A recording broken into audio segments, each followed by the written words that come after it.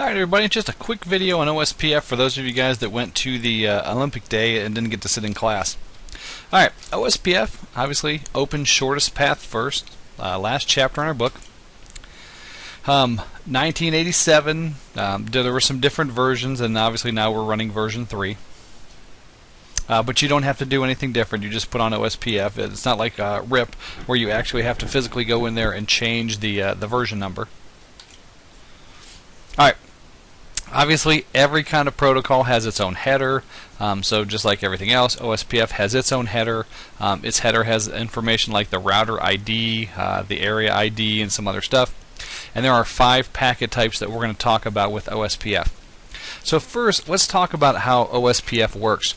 You know, EIGRP, the one that we covered last week, looks at all the routes and the bandwidth and delay and calculates the best path for each individual router calculates his best path, and that's why it's very processor intensive.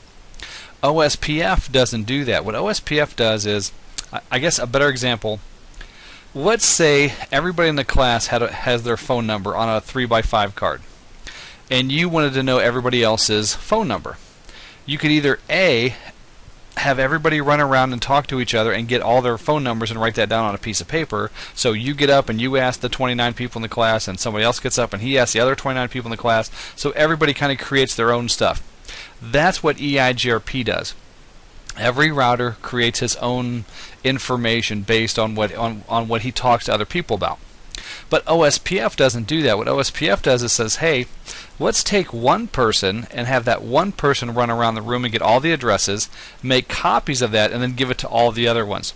So OSPF picks a central point, and what they refer to that, they call it the designated router.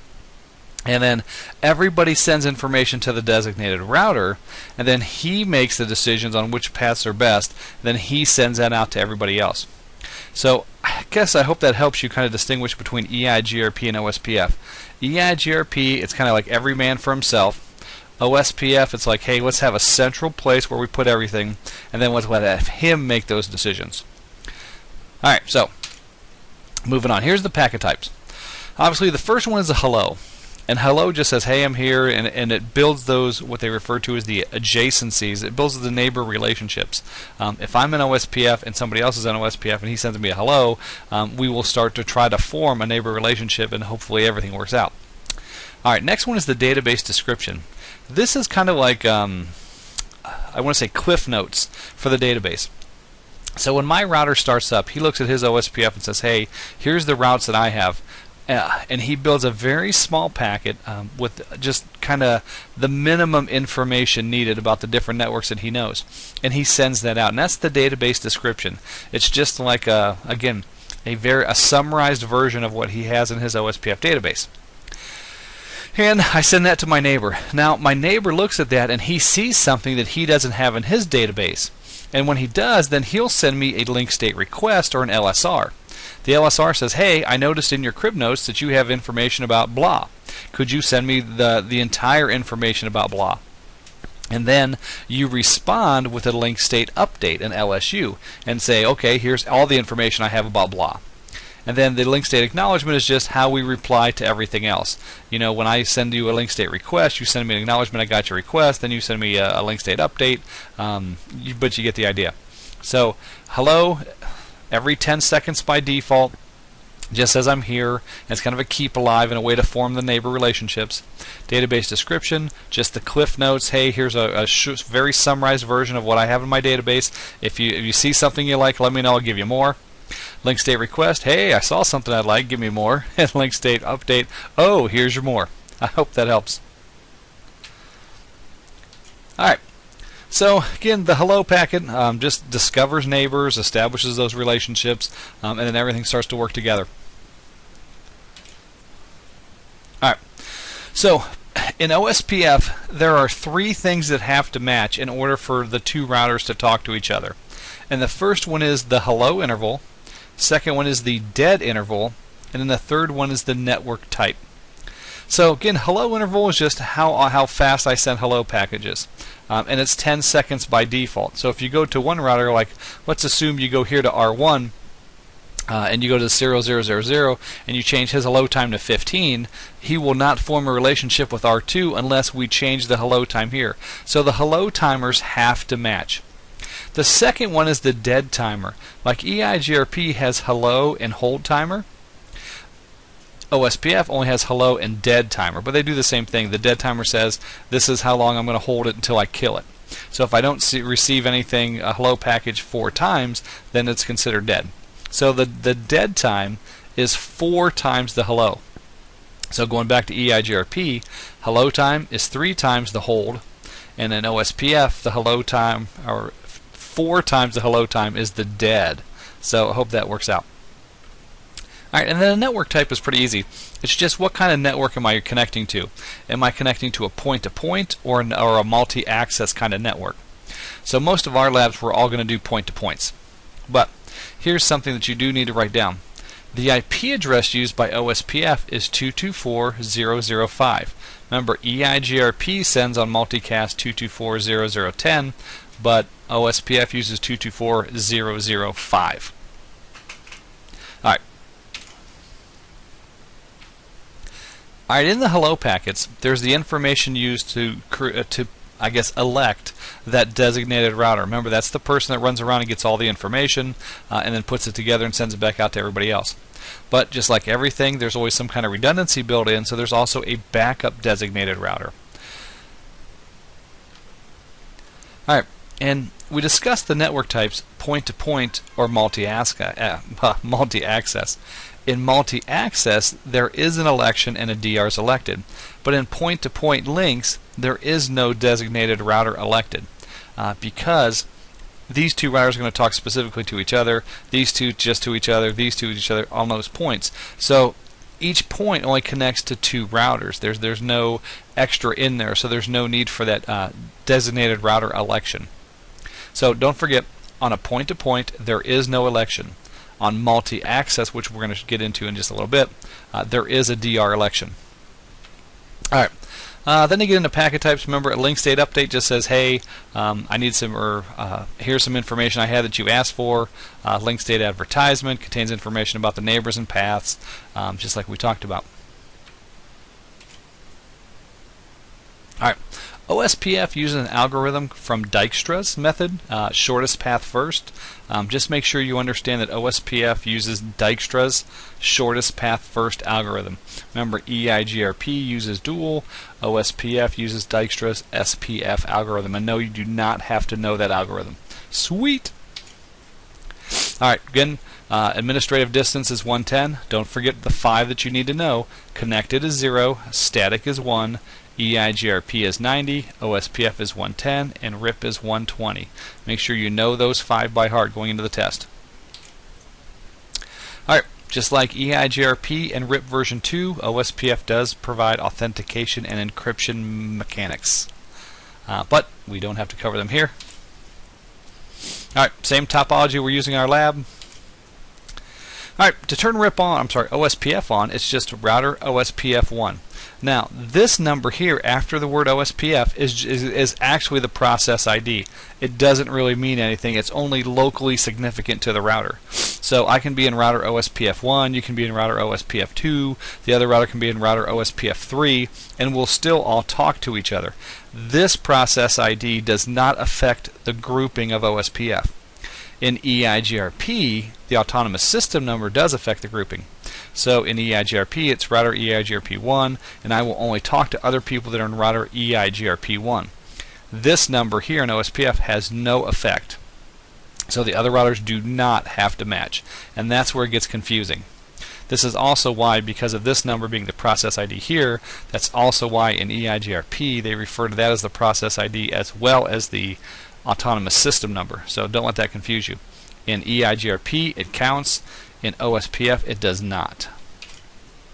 Alright, so then of course you get the same network statement. You have to advertise whatever, you get up to decide, or use your network statements to pick out which networks you want to advertise, and they still use that reverse subnet mask. But they add one extra piece of information here, and it's called the area ID. OSPF groups everything by areas, where EIGRP groups everything by autonomous system numbers. So with OSPF, the very first area created has to be area 0, and all the other areas have to connect to area 0. So area 0 is kind of like the backbone for OSPF. And as far as the CCNA at this current time, we only do single area OSPF, so everything will be area 0. Now, when the new CCNA exam comes out, they will start doing multi-area, which means you'll have area 0, area 1, area 2, stuff like that. But for now, until September 30th, 2013, it's just area 0.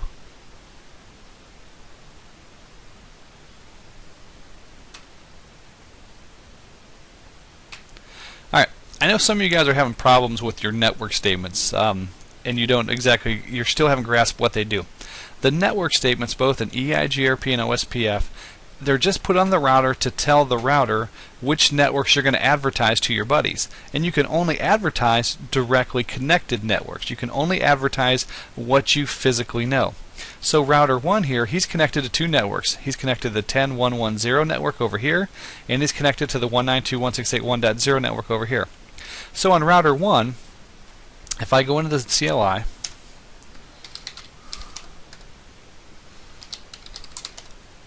and I want to make him, participate in OSPF, it's just router OSPF, and I'm just going to do 1, and then network. Now first we'll advertise the serial link, the 10.1.1.0. So 10.1.1.0, and remember the subnet mask is in reverse, so it's 0.0.0.3 space area 0. Let me make that bigger so you guys can see the command. Because I want my router to advertise his networks into area 0. So I put that on there. Now same thing, I need to go to this bottom network, 192.168.1.0, and remember same thing, reverse subnet mask, so instead of 255.255.255.0, 0.0.0.255. And then same thing, I want him to be in area 0. Enter. And that's it. Same thing up here on router 2. Let's make him a little bigger.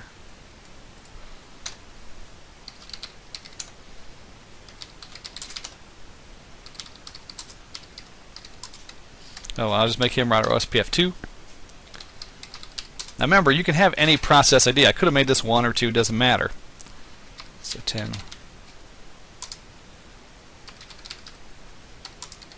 And I also want him to be in area 0.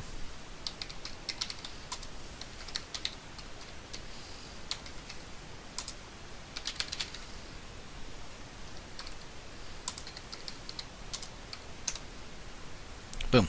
And even though I got that message again, you can still keep typing when those messages pop up and break your commands. So at that point, these guys should be good. So if I go here to router 1, and you see how once that first area 0 command came on, they formed that adjacency and they switched it to full. It says, hey, we're going to be neighbors. Alright, so if I get out of here now and do show IP route, you'll see that, hey, I know I'm connected to here and here, so those ones show up in my table. But then I'm also learning about the 192.168.2 network that's up here through OSPF. So OSPF is that simple. The hardest concept in OSPF is learning about the designated router, which we'll get into in just a sec. Alright, I hope that explains a little bit about that network statement again. So moving forward, okay, in OSPF, each router gets its own router ID, and it's used to identify the router through the OSPF process. It's almost like you're giving each router its own name. Now, the router ID command, you can actually assign the router ID with a command. So the first way that the router ID command is applied is you create an IP address and use that as the router ID command. So I go, router OSPF ID space 1.1.1.1. So I can put any ID I want to on it. If I don't use the ID command, the second way is it's the highest IP address of any loopback interface. Then the third way is it's the highest IP address of an active physical interface. So going down here to router 2, looking at his IP addresses, he's got 192.168.10.0 and 192.168.10.8 network. So this one's going to be higher, the .9, because it's higher than 10, it's higher than 192.8. So if I did not put the router ID command on there, and there are no loopback interfaces on here, then this would become my router ID, 192.168.10. You have to remember this order. Did I manually put it in with the command? Do I assign it with a loopback? Or it's going to be the highest of my physical interfaces. They will show you something like this in the CCNA, and they'll say, hey, no router ID command was used, and there are no loopback interfaces. On R2, what would his router ID be? And you have to look for the highest IP address of an active interface. Don't let that one throw you off.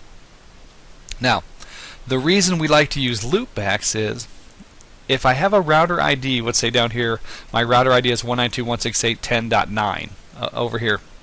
If for some reason this link goes down, then this interface is no longer active. That would force my router to change his IP address or his router ID because that ID is not active anymore. So it would have to go, and then it would change my ID to 192.168.10.1 or I'm sorry, 10.2. In OSPF, we don't want the router ID to change. So that's bad. So this is why we use loopback interfaces. You know, I just create a loopback on R2, and I assign the loopback an IP address of 200.0.0.1, and that's going to be higher than all the other IP addresses. Loopback interfaces never go down because they're virtual. You know, if a piece of copper goes down, it does not affect the loopback interface. So my router would never change his router ID. So typically, they want you to use either the router ID command or a loopback interface. They only want you to go to the third one if, for some reason, the other two you can't do or something. So you can find the router ID by show IP protocols. Remember, don't forget how important that show IP protocols is. It shows your K values, timers in RIP, and then your router ID here in OSPF. All right. So again, they're kind of giving you the same thing here. The loopback address should be used as your router ID if you don't use the router ID command. And don't forget how to put the loopback on there. Interface loopback 0, enter, IP address, space, 10.1.1, blah, blah, blah. Alright, again, just like I walked you through, router OSPF 1, enter. And then if you're going to physically put the ID on there, router ID space IP space address. So router ID space and then the IP address that you want to put on there. And that's how you assign that. Now if you want to clear all that stuff out, it's clear IP OSPF process. So this command here, sorry, went back. This command here will put the ID on there physically, manually, or you can use a loopback like they discussed here. Hope I made that clear as mud for you. Alright, show IP OSPF will show you your neighbors, or I'm sorry, your different things. Here, show IP OSPF neighbor shows you the neighbors that are connected, the priority of their connected interfaces, their state, what they're connected to, their dead timer, their address, interface, stuff like that. Alright, so show IP protocols gives you the IP or the OSPF process ID, the router ID, and administrative distance. The most important thing being the router ID. Show IP OSPF will give you also the router ID, and then show IP OSPF interface displays the hello interval and the dead interval. You will see something on the CCNA where they show you two routers and they say for some reason these guys are not forming their OSPF adjacency. They're not becoming neighbors. And they're going to ask you why. And they're going to do something like show IP OSPF interface, and they're going to show you the output from both routers. And you're going to have to look through. One of them's going to have like a hello time of 10, one of them's going to have a hello time of 11. Remember, the hello time and the dead time have to match. If they don't, they will not form each other. They don't trust each other.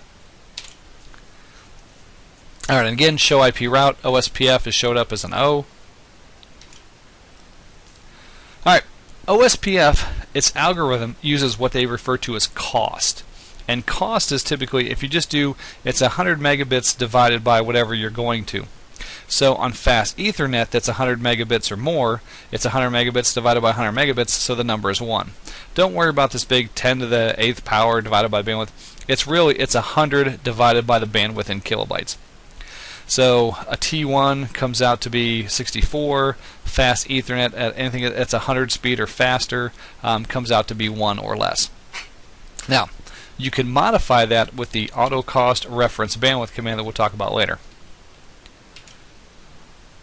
So, your cost is the total cost to get there. So from R1 to get to this network over here, his cost from R1 to R2, the cost is 64 because this is a T1. And then this is a fast Ethernet line that connects to this network, so that adds a cost of 1. So his total cost from R1 to the 10-10-10 network is 65. So don't forget that, because a lot of times I'll sit there, like I know I did, from R1 to R2, oh, it's a T1, so the cost is 64, so I would put down 64, but you also have to add the cost from R1 into that network, which most of the time is fast Ethernet, and you have to add that extra 1 in there. Otherwise, you will get that question wrong on the CCNA. Alright, again, show interface shows you your bandwidth just like we talked about last week. If I do show interface 000, look at that, blah blah, my MTU is this, and then boom, there's my bandwidth in kilobits per second. Alright, there are two ways to modify the cost of a link. The first way is to go in there and change the bandwidth like we talked about before. And we did that in our last lab. You just go into the specific interface and then you type in bandwidth space, whatever you're going to change the bandwidth to be. Now, after you change that bandwidth, OSPF will have to recalculate that cost. But there's a second way that you can modify the cost of the link that won't make, I guess, OSPF use processor resources. If I go in the interface and do IP OSPF cost, and I put my own cost there, there's no need for OSPF to modify the cost because I physically put it in there anyway. If I modify the bandwidth, I'm modifying one of the variables used in the formula. But if I give them the number, then I'm already giving them the answer, so there's no formula needed. I hope that makes sense. So IP OSPF cost, and that way, let's say you've got one link that you want to specify as the primary, or you've got one that you want to specify as a backup. You can go in here and physically change the cost and make it lower or higher to make that happen. Alright, again, we talked about point-to-point links, and then we're going to talk about broadcast multi-access next. So there's 5 network types, but only 2 of them are covered on the CCNA, point-to-point and broadcast multi-access. Now, point-to-points are pretty easy. It's just all T1s. Every router connects to the, this router connects to him through a single link, and nobody else. There's only 2 routers on this link. On this link, there's only 2 routers. So it's a T1. It's point-to-point from this point to this point. In a point-to-point, there are no designated routers. Every router is kind of almost functions like EIGRP. They just kind of function on their own. But in broadcast multi-access, then you have issues. So here's a broadcast multi-access network. Basically, all these routers plug into the switch, which means this router on his line here has to connect to him, he connects to him, he connects to him. So there's a lot of different connections in here. So because of this, it causes an issue with what they refer to as LSA flooding. Like this. Everybody's sending, this guy's got to send 4 LSAs, one to everybody else. He's got to send 4 LSAs. So all this traffic is being sent through and floods the network when EI or OSPF is trying to converge, which is bad. Consumes a lot of bandwidth, a lot of processing resources, so you don't want this. So the solution is to create a designated router. So everybody decides who the designated router is going to be. Everybody sends their one packet to the designated router. The designated router looks at all the information, then he decides what's best, and then he sends it out to everybody else.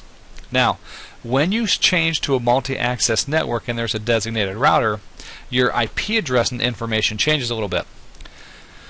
When everybody else sends to the designated router, they send to 224.0.0.6.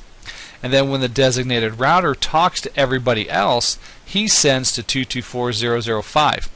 So all these guys over here that are not a designated router or a backup designated router, they become designated router others or druthers, however you want to say that. So druthers only speak to 224.0.0.6, and the designated router and backup designated router listen on 224.0.0.6. They're listening for those LSAs. But all the druthers down here, R1, R5, R4, they listen on 224.0.0.5 because that's where the designated router sends that information to. So druthers send to 6, DRs send to 5. I hope that helps at all. Alright, so don't forget, designated routers of the election process does not occur in point-to-point networks, only in multi-access. Alright, so multi-access, and anytime a router connects to 2 or more routers through the same link, now you have what they refer to as a multi-access network. Alright, so how is the designated router picked? Well, the first thing is, as all the routers are turned on, the hello packets all go out. The hello packets have all this information there. The router with the highest interface priority. Now, all routers start with a priority of 1, so every interface has a priority of 1. And if you do show IP OSPF neighbors, you'll see the priorities are 1. If for some reason I do not want my router to ever be a designated router, I can change that priority to 0. A priority of 0 means I will not be a designated router ever. Don't ever consider me. Alright, so the first one is it looks at the priority. So if you have not changed the priority, then it goes to the router ID. Remember, the router ID command is set with you either do it manually with the router ID command, or it's the highest IP address of a loopback interface, or it's the highest IP address of an active physical interface. So with the designated router, it's either the highest priority or the highest router ID if no priority has been changed. So if there's a specific router that I want to make the designated router, I want to change his interface priority to 3. And then if there's a router for a backup, I change his priority to 2.